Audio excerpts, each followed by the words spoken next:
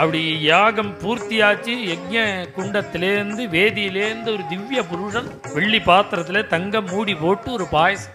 தேவதைகள் பண்ணினது மாத்திரமில்ல, தேவதேவனான பரமாத்மாவே பாயசரூபியா உள்ள இருக்கான். முதல்ல இந்த பாயசத்தை கையில வச்சுட்டு பாதி பாயசத்தை கௌசல்யிட்ட கொடுத்துட்டார். அவரவர்கள் அந்தந்த பாகங்களை வாங்கிட்டு தேவலோகத்துக்கு கிளம்பி போயிட்டா.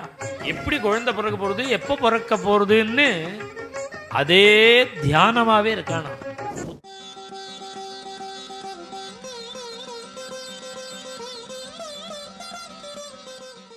இதி சுஷ்ராவராகவா அப்படி கேட்டானா. நீங்க அப்பளம் போடல, வடை போடல, ஜிலேபி போடல, ஜாங்கிரி போடல, போட சொல்லுன்னு இது மாதிரி இந்த ஓலத்தை கேட்கல. அகோ திருப்தாஸ்மபத்ரந்தே அப்படி சாதம் போட்டான், அப்படி அன்னதானம் பண்ணினான்.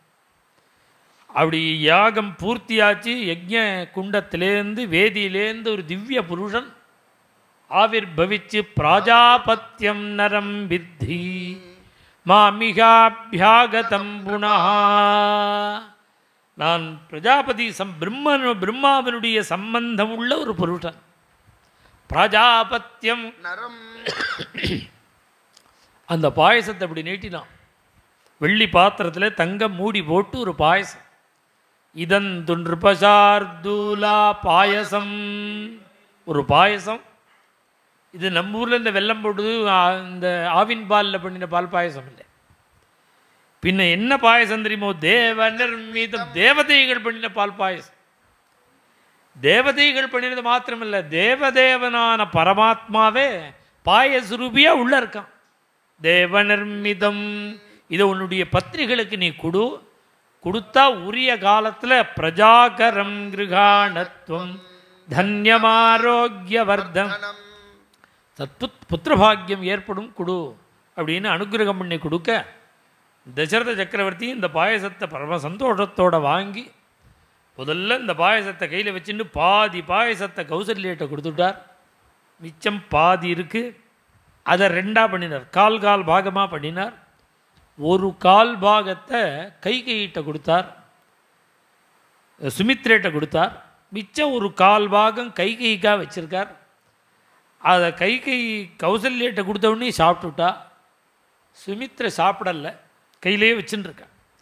போரும்னு இன்னும் வேணும்னு நினைக்கிறா போல இருக்குன்னு கௌசல்யக்காக கைகைக்காக வச்சிருந்த கால் பாகம் இருக்கே அதை சரிபாதியாக பண்ணி அந்த அந்த காலேரைக்கால் பாகத்தையும் சுமித்ரா தேவிகிட்ட கொடுக்க, அந்த சுமித்ரா தேவி சாப்பிட்டா.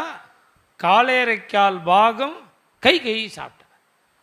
100% பாயசத்தில் 50% கௌசல்யா, 37.5% சுமித்ரா தேவி, 12.5% கைகை. இப்படி பாயச விபஜனம். கௌசல்யாயை நரபதிகி பாயசார்த்தம் ததௌ ததா அர்த்தாதர்த்தம் ததௌ சாபி சுமித்ராயை நராதிபா கைகையை ததௌ புத்திரார்த்த காரணாத் பிரததௌ சாவசிஷ்டார்த்தம் பாயசஸ்யாமிருதோபமம் அனுசிந்திய சுமித்ராயை புனரேவ மகீபதி. இப்படி பாயச விபஜனம். இது சாப்பிட்ட உடனே போஜனம் சொல்கிறான். தேவதைகள்லாம் நேராக யஜ்ஞ பாகத்தை வாங்கிண்டா க்ஷீராப்திக்கு போயிட்டாலாம். ராவணாதிகளுடைய உபதிரவம் தாங்க முடியாமல் பகவான்கிட்ட சரணாகதி பண்ண, பகவானும் ராமாவதாரம் பண்ணி ராவண சம்ஹாரம் பண்ணுறேன்னு அபயம் கொடுத்தாருன்னு போஜ ராமாயணத்தை சொல்கிறான். இந்த கட்டத்தில் இங்கே யாகம் முடிஞ்சது. 6 ருத்து பூர்த்தியாச்சான்.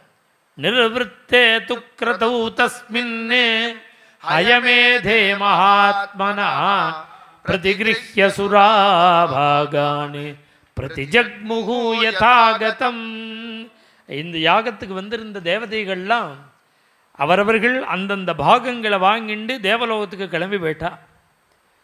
சமாப்த தீக்ஷா நியம் அயோத்தியில் பண்ணாமல் வெளியில் நதிக்கரையில் வந்து பண்ணுறார் தசரத சக்கரவர்த்தி யாகசாலையில். இந்த யஜ்யத்துக்குன்னு உள்ள தீட்சைகள்லாம் பூர்த்தியாகி பத்னிகளோட கூட அயோத்தியில் பிரவேசிக்கிறார். பிரவிவேஷபுரீம் ராஜா சபர்த்திய பலவா.